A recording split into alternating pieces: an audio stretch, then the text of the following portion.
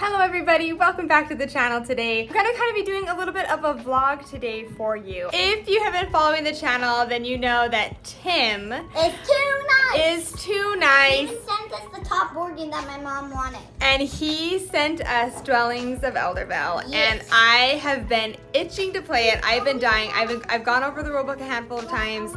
And finally tonight we had the opportunity to play this game. We actually have some friends who are planning on coming over and I'm so excited to dive into Dwellings of Eldervale. As far as like what I'm expecting from the game, like I said, I have read through the rulebook and I'm really just excited to see the way that everything interacts with each other, because it's interesting. You have workers. Basically you have like two things that you can do. You can either place workers on the board or you can recall workers. That's really it. When you are placing, there's kind of some rules in regards to placing, and then also when you recall, you kind of have to recall almost like in stages, because when you recall your workers, that's when you can actually go down and activate your cards that will slowly kind of be filling up your tableau. And so just that relationship that your workers have with your cards, just like that whole system, and how you need certain workers in order to activate certain cards or certain places. I am really interested to see like how that ends up playing out. I'm also really interested to see that the way that the cards work too, because there's like spells that you can use and basically use anytime. So I'm curious to see how much those end up like switching up the game or changing up gameplay. But what I'm really interested in is the way that like elemental magic works, because as you're playing the game, like if you, for example, defeat a monster, you actually can choose to absorb that elemental power from that particular monster. And every monster and every character links with a particular type of element. And so I just love that theming. I love that so much. So I'm excited to see if that actually does come through in the gameplay. So other than that, I don't really have too many expectations, other than like after reading through the rulebook, I literally had the thought to myself, and I even texted Jordan, I was like, this might be my favorite game. I mean, it might potentially, I could see it becoming my favorite game of all time.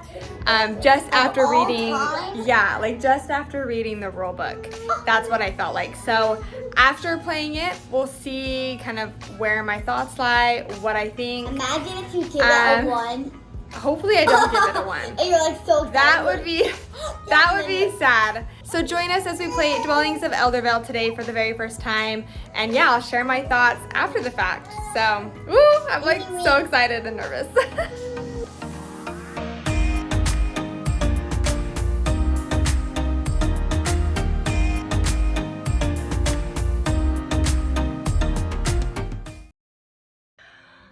Did you get stuck under the couch? You get stuck.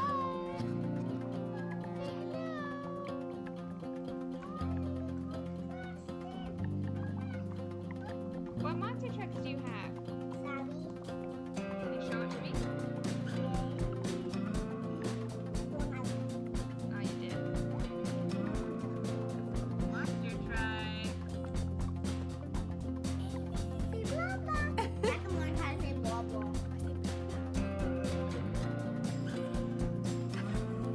It's been a hot minute since I've organized the shelf that's like in our living room area.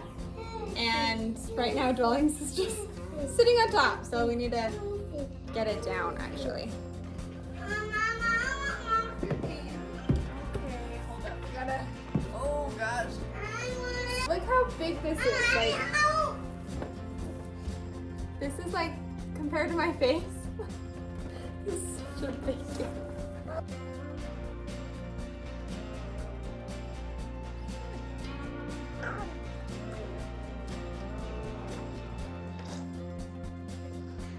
Two potions. That's an additional potion. Find out. I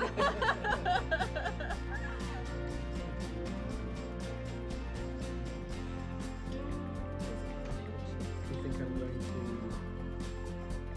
What did I just do? Oh, I think.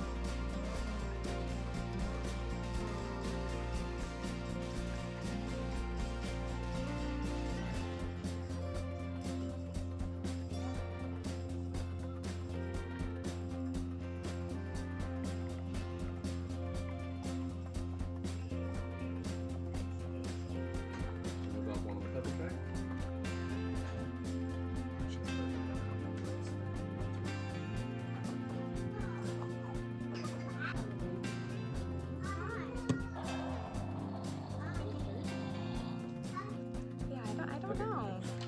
I think the most recent thing she talked about was What each unit is underworld with the mark by the area. So they have 2 victory points that get both the guys back.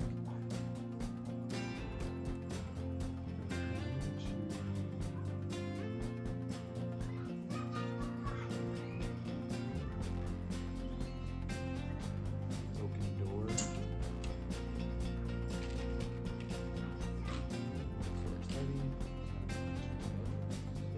literally, you have so many resources. I have 0 resources. Okay, I have 2. 2 resources. So 5 for that one.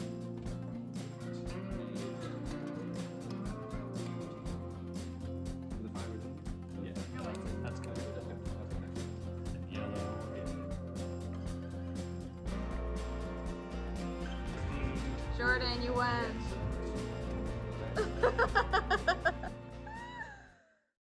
All right, so it's the next day, literally the day after playing Dwellings of Eldervale for the very first time, and oh my gosh, that game, I feel like I'm still reeling from it. So we gotta talk about this game. I loved it. Absolutely loved this game. So if it wasn't like clear from the videos or anything, what you are doing in this game is you have a faction, you are going out, like uncovering tiles and discovering Eldervale, defeating monsters, gaining like elemental magic, and basically trying to come out on top with the most points. But honestly, everything that I love in gaming is like present in this game. There's worker placement, there's resource management, there's, you know, battling monsters and getting elemental power. It all just honestly flowed together so nicely. As I was reading the rulebook, I was like, you know what, this seems pretty simple. Like, I think I've got this. And then we sat down and played. I was like, okay, there's definitely a decent amount going on in this game. There was definitely, you know, some like minor rule stuff that we kind of had to check the rulebook a handful of times about. So it's a little bit more complicated than I was realizing, I guess, just after going through the rulebook. But after a little bit, we got it. And I honestly, I loved it. I truly fell in love with this game. I loved the worker placement in it, how once you like recall your people, then you can actually go through and activate certain cards that are in your tableau. So that's another thing that's in it, is tableau building. And then like the spells that you're able to like throw out your spells. One of my favorite parts of the game though is the way that elemental magic works. So every time that you like defeat a monster, you're able to absorb their elemental power for them, therefore, you know, making your power in that certain element even more powerful, right? And I love how you only have, I think it's 4 different elements that you can actually kind of be in control of or in charge of. And so if you gain elemental power outside of that, you have to kind of make a hard decision at that point, is do you really want to gain that elemental power? And if you do, where are you going to subtract that elemental power from? When you first set up the game, you're set up based around certain elemental power. So you'll have, we had green, red, yellow, blue, and then another one, I think light blue, can't quite remember. But I like how that color is like inherent to the entire game, and like the tableau cards that you're able to collect are again based on those realms that you've opened, or those realms of elemental magic. So the theming in this game is 10 out of 10. It's perfection. A huge part of the game is the monsters, and so I think one part that was a little bit disappointing to me was the fighting, because I feel like fighting is such a big thing in the game, and I feel like at least when you were fighting the monsters, like they were really easy to defeat. Like every single one of I hope we weren't playing wrong, but every single one of the monsters, when we started an attack with them, we literally killed them the very first time. And so I think that was something that was a little bit disappointing to me. I wish the monsters would have been a little bit harder to defeat, or have kind of more of a presence on the board, or did something. I mean, they did do something on the board. Some had like ongoing abilities or whatnot, but I wish it would have been a little bit more kind of focused on the monsters a little bit. The game is also massive. Massive. I feel like we have a decently like big table, but literally like it filled up the entire table. If we had a table even slightly smaller than this, like it wouldn't have all fit on the board. Because you yourself in your playing area is kind of growing throughout the game as well, because of your tableau and your cards in your tableau. And so it's definitely a big table hog. Okay, sorry, I had to quickly go and put Beckham down. But yeah, I mean, overall, I was just super impressed with Dwellings of Eldervale. I know, like, I did so bad. And so I feel like it took me one full game to be like, okay, I feel like I understand a little bit more what I can kind of focus on or do a little bit better next time going into my next games. But I just loved it. I cannot recommend this game enough. Honestly, like, I loved it so much that it might, I mean, it's definitely in the running for my new favorite game of all time. Like, I loved it. I loved the theming. I loved the worker placement, the tableau building, the card management, the resource like, honestly, everything that I want in a game is in Dwellings. Like, I just truly fell in love with this game. Another thing I wanted to quickly mention is I was so impressed with how the game scales. Again, I've only actually played it because I've only played this game once.